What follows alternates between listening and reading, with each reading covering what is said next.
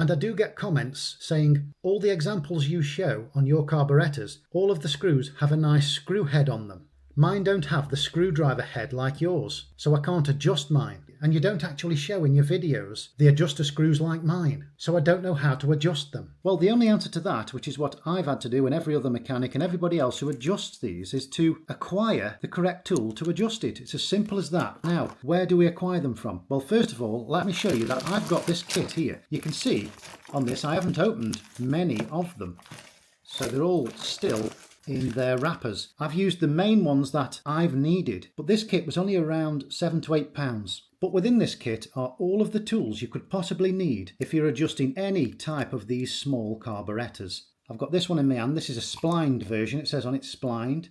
So this will adjust those that are splined on the outside. That doesn't have the little nick in it there, so it's not the Pac-Man. But if we look inside here, I've got one of these. This is one I've opened previously. This is a Pac-Man. It says on the side there. There we go. And that adjusts that wonderfully.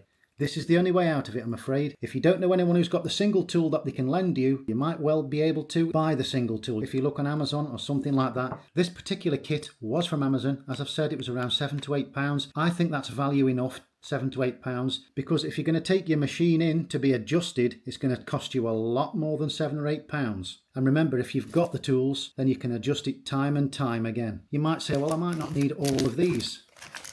Well, if you're sure you don't need all of these, you only need, let's say, the Pac-Man. You keep hold of the Pac-Man and you can sell these individually and help somebody out who might need just this type of spline. You can sell it off on its own. I don't know how much for, whatever you decide. It's up to you. I keep hold of mine because there will be a time where I'll need them, because I adjust different types of carburetors. So yes, you might not be able to find what you need individually. You might have to buy a pack. But if you find that you've bought a pack, you're only using one and you know you're only going to use one, help someone out.